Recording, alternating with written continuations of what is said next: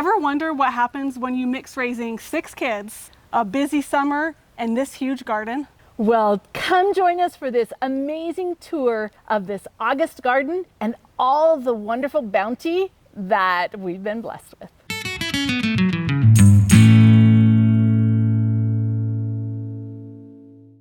Hi, and welcome back to the Provident Gardener. I'm Amanda, and today I'm with Kylene. We're together.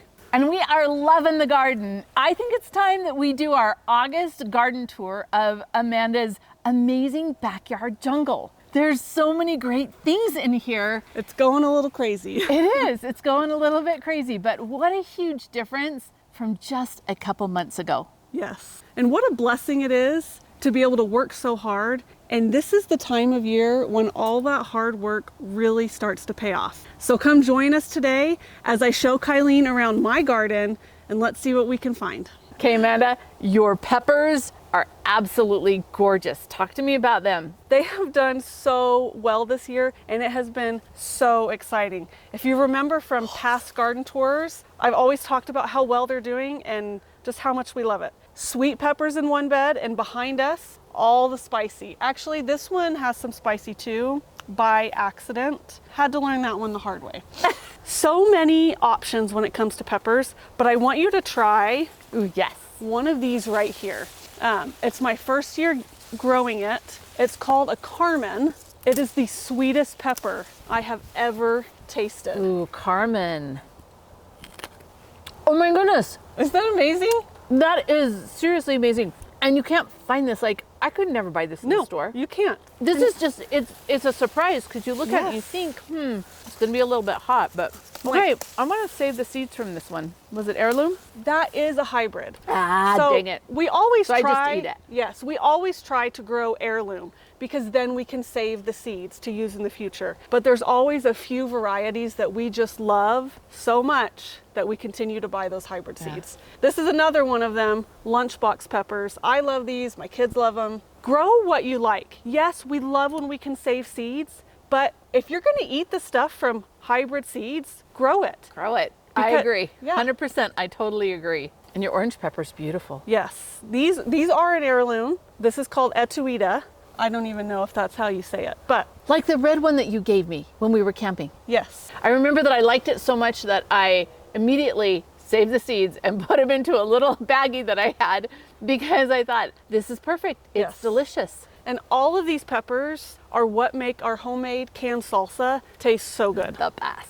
So here we are at one of my tomato beds, but this doesn't really look like a tomato. As you can see all around, remember how I planted the watermelon and the pumpkins on the edges of the beds? They kind of took over. And as you can see here, they've grown right up through these tomato plants. They look beautiful, but it does make getting around the garden a little difficult. So here we are at some more of the tomato beds. Now, if you remember, I put 14 tomatoes in this 8-foot bed, which is a lot. But we did this string trellising system, which allows you to clip them to the string as they grow. And then as they get too tall for you to reach, you can release some of that twine and lower them down. Now the idea is that you'll single stem the tomato, and that's what I intended to do starting out. But as they were growing and just getting bigger and just more beautiful, I couldn't bring myself to do it. So as you can see, it's kind of an overgrown jungle here with the tomatoes, but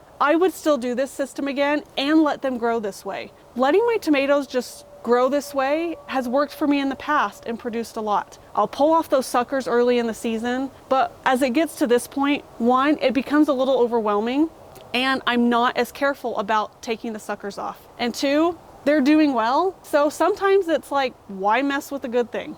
Okay, so here you can see one of my worm bins. We have loved doing these in the garden this year. You can see there's a couple rotten tomatoes there. These have been really convenient because as I'm going through the garden and I'm finding things that I missed or didn't pick in time, I can just pick them and drop them right in these worm buckets. Now I should bury them and I'll come back and do that eventually, but for now just dropping them in the worm buckets is a great way to remember to give those worms some food.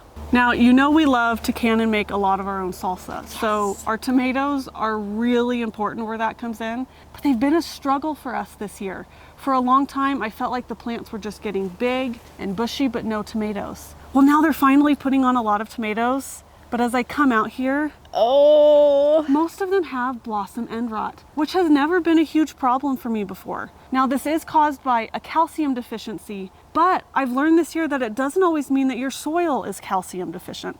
teach me. Apparently, it has to do sometimes with how you water and the roots not being able to take up that calcium from the soil. Now, we've been watering very regularly ever since we have had the awesome drip system done. It's just all automatic. So I don't know if it's a watering problem or if it is a calcium deficiency problem in the soil. You know, that's one of our struggles, and we're going to have to research that and kind of do some trial and error, figure out for next year. It kind of breaks my heart. When you see it, you're like, wait, but half of you looked so good. Yes. And we do have a lot of good tomatoes, but it is sad. A lot of them do look like this. Now, I love pumpkins for fall. Fall is my favorite season. This year, I really wanted to grow my own for decor, for my kids to carve, and we're getting some. Here on this arch, we were able to grow little pumpkins. We've got the little baby They're boos. so cute. They're so cute. And some small sugar pumpkins. Now, to finish off these arches, which by the way is one of my favorite things to have in a garden. Mine too. They're amazing. Yes, it just adds so much more beauty to me. Yeah. We have melons here right in front of us. We have butternut and spaghetti squash, which those are a great thing to grow for long-term storage. Okay, maybe not long-term, but For over the winter. yeah, over the absolutely. winter. And then behind us here, we have cucumbers, which, you know, my kids come home from school, I grab a cucumber from the garden and slice it up. They dip it in some ranch, and it's a healthy after-school snack. I love being able to just come shop from my garden to feed my family. Yeah, so good, so fresh. And my kids loved, when they were little, loved to come graze in the garden. And I thought that was really fun because they can go out there and eat a whole bunch of really good stuff for them. And it's exciting because they picked it and they grew it, and there's so much beauty that happens with that. Gardens are just a blessing. Yeah. So do you know how many times I come out to my garden and look at this zucchini bed and say, whoops. So just now, we found this monster. The zucchini has been awesome this year. I did a whole bed full of zucchini, a few of the yellow summer squash, and I actually have a whole box in my kitchen. But it's great for baking. This year I want to try freezing some of it. And I freeze dry it. I love to shred it, and I put a little bit of salt on it and leave it for 10 or 15 minutes so that the water kind of comes out of it. And then I freeze dry it. And then I have this shelf stable all year long so that I can put it in soups or baked goods or whatever I want. And it's amazing. But I'm jealous because I can't grow zucchini. I can grow anything else. But the zucchini bugs and I do not have a symbiotic relationship, and the zucchini bugs win almost every time. So I got some this year, and then they took over. So I have that battle, so that's why Amanda gets to share with me. It's a good thing we're friends. Okay, so this bed is where I did all of my bush beans. They ended up doing wonderfully. They actually kind of surprised me and came on faster than I realized. And by the time I went to pick them, some of them were a little overdone, but that's okay. I can let those dry out and I can save the seeds. I love your flowers, Amanda. They are so pretty, and they do a great job of serving a function in the garden. They're not just all about looks, which are fabulous, but they also attract beneficial insects that make the entire rest of the garden produce better.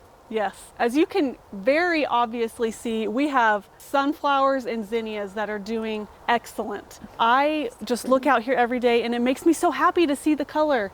And then I can cut some of these flowers and put them in a jar and bring them in for my family to enjoy inside.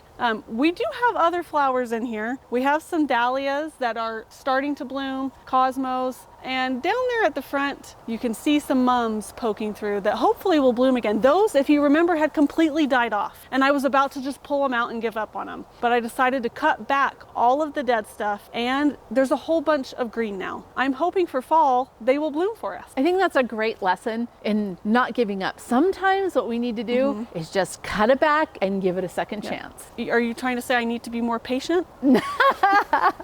I think when looking at this, you are very patient. You've done a great job. Now, these are my grow bags, which are a great solution and idea for small space gardening. So I wanted to give them a try this year to have some expansion of my garden. But as you can see, it didn't go so well. But I really think it all came down to watering, or in my case, the lack thereof. Before we had our drip system in the big garden, I was coming out 30 to 45 minutes a day to water. And I don't want to spend or waste all my time in the garden watering. Right. And so we got that all set up and the big garden was great, but we didn't extend any drip to these bags. And quite frankly, I was lazy. I didn't water them like I should have. They got water every now and then, but they just didn't thrive and didn't really do much of anything. No, I'm not going to give up on these. I want to try them again. Yeah. But that's just how gardening goes. So my experience with the grow bags was actually very similar because they seemed like they needed a lot more water. I think it's because this is dark. Yeah. And there's so much room for the water to be evaporated that they really require more water than watering in the ground, or more water than you would expect in a normal pot because of that. So are they challenging? Absolutely. But if you're really good at babysitting stuff, they might be a good solution. Yeah. So we also put in 7 fruit trees this year. We bought them a little bit more mature, so we actually got some fruit this year. We've already picked clean 2 of our peach trees. We have 2 other peach trees that I think ripen a little later in the season, 2 apples, and then a nectarine. And these nectarines, we have 1 left, and they are the sweetest thing I think I have ever tasted. Yum, yum. They are so good. Having fruit trees is a great, even low maintenance way to grow food. You have to do a few things here and there, but other than that, you can kind of just leave them alone. Yep, if you prune, pick, and water, you're gonna be okay. Yes. And some people use a lot of sprays, but if you're big into the flowers like Amanda, you might get away with not even needing to do that. Yes. But being in Amanda's garden, these are brand new trees, right? Just this year. But I can't wait to get my hand on a set of pruners and prune that tree up, man. Make it just perfect. I think that's one of the biggest mistakes that people make, is being afraid to prune their trees. So I have several neighbors that call me because they know how much I love to get out my pruners. She might make me cry. I might make her cry. Sometimes they need to go inside while I do the job. But it's a necessary thing. It is a necessary thing, because the more that you prune them and shape them and get that air to the inside of the tree and make sure that the top isn't overpowering those roots, the healthier and the larger your fruit's gonna be. See, that's why we work together. So here we are at the front of the house with these beds from Vego Garden. They're called the Easy Cube Self-Watering Planter. They've been a lot of fun to work with this year. In the spring, I did lots of spring vegetables, lettuce, kale. And then for summer, I wanted to try zucchini, beans, and you can't see them, but a short variety of sunflowers. Now, I'm not sure what happened. I think it may be that the potting soil I used, the nutrients kind of got used up by that first crop. And so these didn't have as much or as many of the good nutrients that they needed. Yesterday, I actually picked, I think, 5 zucchini. Awesome. So they're doing well. But as you can see, these bush beans aren't looking great. I think they don't have the nutrients they need. I think it can be nutrients, but maybe it's a combination of light too. Because this stays in the shade a lot. At least it looks like it does because of where the sun angle is now. And so shade might be a factor in here. And yet there are so many shade tolerant plants that can do super, super well. Zucchini and beans just happen to be sun loving plants. Oh, they're so cute. But it hasn't been a failure. Next year, I'll do something different. I think I'd love to try herbs in these. Like peppermint is something you don't want to put in the ground in your garden. But in these, unless you want it to take over like I do with mine. But in these, that it would be contained, and it might be a good place to do peppermint, basil. This has been a fun thing to experiment with, a way to expand my garden. These can go and move just about anywhere, and they look nice. I've loved it, and I'm going to continue different seasons planting different things in here to see how it does. Yep, I think they're beautiful. How fun. Low maintenance, right? Yes. Isn't that what we want? Yes. Low maintenance. And low maintenance because these are self-watering. I filled these up yesterday right here with my hose, and as the water level goes down, this will go down and I know I need to refill it. Thank you for joining us on this tour of my garden today. I have really come to love gardening and what a blessing it can be in my life. Now, I'm busy all the time. I have 6 kids. We always have something going on, but I think gardening is so important. I don't ever want you to feel discouraged or like you can't do it. There's always a way you can grow your own food. Absolutely. And what a blessing it is for these kids to grow up with this healthy nutrition, but learning to love the garden. So Yes. don't be afraid to get a little bit of dirt under your fingernails and turn that dirt into dinner. To feed these guys. Thanks for joining us in Amanda's garden today.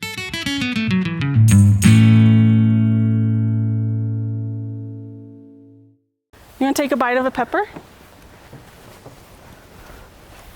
One of those little ones? Delicious. Do you love it? What do you like about the pepper? Oh, you like the pepper too?